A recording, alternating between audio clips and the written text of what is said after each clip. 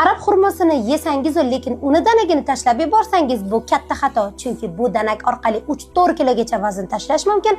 Hattoki ro'za oyida tanangizdan ortiqcha suyuqlikni ketkazishingiz mumkin. Arab xurmosi azaldan tabobatda tanadan ortiqcha suvlarni haydash, metabolizm va hazmni tezlashtirish va tanadan qabziyatni yo'qotishga keng foydalanilgan. Oddiy retsept orqali siz bu usulni qayta qo'llasangiz bo'ladi. 1 litr suvga 1 hovuch arab xurmosi danagini solasiz va 10-15 daqiqa past olovda qaynatasiz.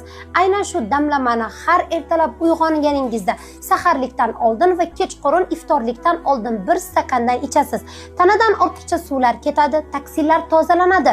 Buyraklarimiz toza bo'lgani hisobiga tanamiz yana ham yosharadi. Ichaklarni tozalagani hisobiga qabziyatni ham oldini oladi. Ushbu video arab xurmosini yaxshi ko'ruvchi insonlarga ko'proq yetib borib manfaatli bo'lishi uchun videoga like bosib, albatta uni jo'natib qo'yishni unutmang.